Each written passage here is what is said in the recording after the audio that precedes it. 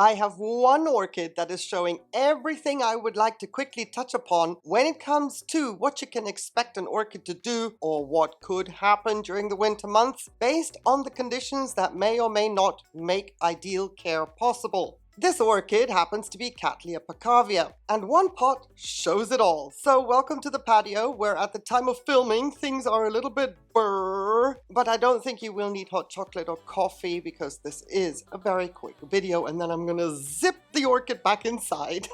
Anyway, first of all, during the winter, if your light and temperature conditions are not to the orchid's liking and it is her active growth cycle, know that you may not be able to fertilize as you would with 10 hours of supplemental light going on, for example, and if your temperature is lower than your orchid's preferences. As much as we want our orchid to grow a decent sized growth all the time, when conditions are adverse, you need to accept that you will do more harm than good by fertilizing as per what you would do during ideal conditions. It is best to stay on the safe side, reduce fertilizer, and accept that the growth will be marginally smaller than the others, but know that the growth will still produce roots, which in turn will strengthen your orchid for the future. Which segs beautifully to what else you can expect of your orchid while in active growth, and fertilizer quantities have to be monitored carefully. That would be signs of nutrient deficiency. This can happen a lot when the orchid is in active growth and is pulling mobile nutrients like magnesium from older structures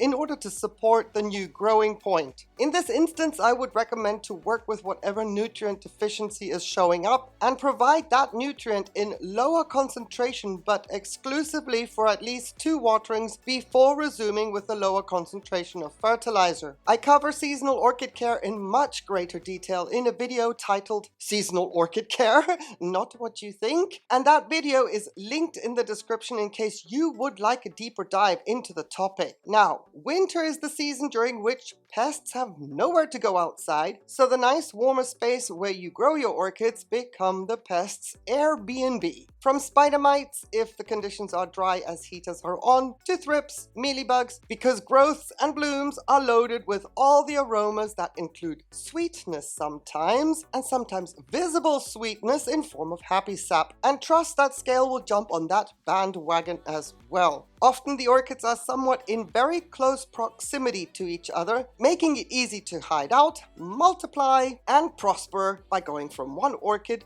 to the next. I use a solution of garlic-infused alcohol to preventatively treat my orchids as well as to eradicate existing pests. If you would like to have that recipe, I have also linked that video in the description. This solution has been my go-to since 2021 and it has worked really well for me. If pests do get a hold on any of my orchids, that is me not being vigilant, not the garlic-infused alcohol being ineffective. So while I take care of the base of my orchid with my garlic alcohol because, you know, convenient, I've got it on hand, would you please be so kind as to give this video a thumbs up and subscribe to the channel in the event that this is your first time here, or perhaps you have watched some of my videos and are hesitating to subscribe. It would be great if you did it now, and I thank you for that in advance and truly appreciate your support. Woohoo! And with that, we're done. That wasn't too bad considering I have not checked this orchid in over a month.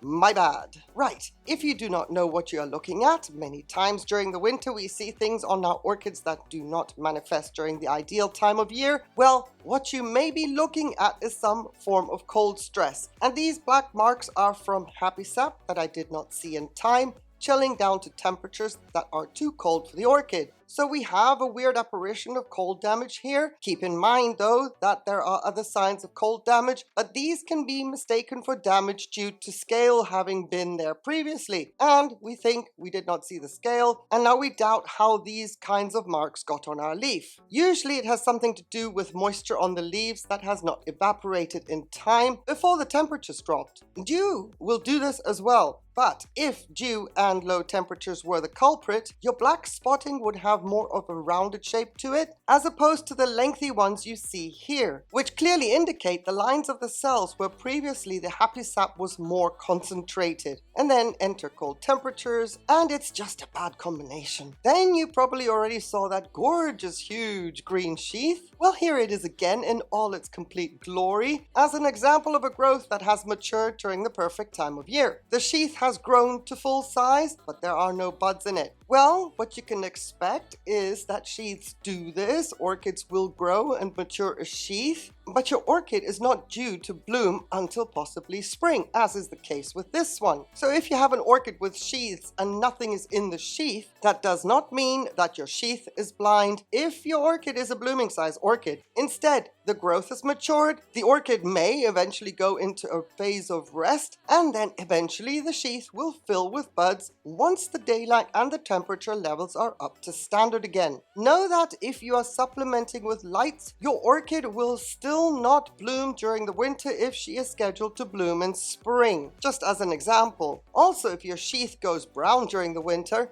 that does not signal that your orchid will not bloom, because some orchids will maintain a green empty sheath to then eventually bloom, while other orchids' sheaths will go dry and appear to be useless until such a time when it is time for the orchid to bloom, and the buds will fill the dried sheaths and bloom. This orchid just so happens to behave like the former green empty sheath until it is the season for the orchid to bloom. And to wrap this quick video up, one last thing that you don't have to be too concerned about is the color of the leaves of your orchid. Should it be the kind to have a lighter green color during the highlight months of the year, then those leaves will darken during the winter months if you are growing in the northern or southern hemisphere without supplemental lights, while daylight hours are much more reduced. Those leaves that have gone a little bit darker green during the winter months will lighten up again once your orchid gets exposed to regular and longer light. This is not to be confused with nutrient deficiency. And if you would like to share more happenings, non-happenings of things you've noticed your orchids do during the winter that once had you concerned until you realized this is normal behavior during your winters, please share them in the comments. I would truly appreciate that, as well as others who look into the comments for additional information. I'm sure they will appreciate that as well. Thank you so much for watching. I hope this was helpful. I wish you a fabulous day, on the condition though please that you stay safe. Take care. Bye.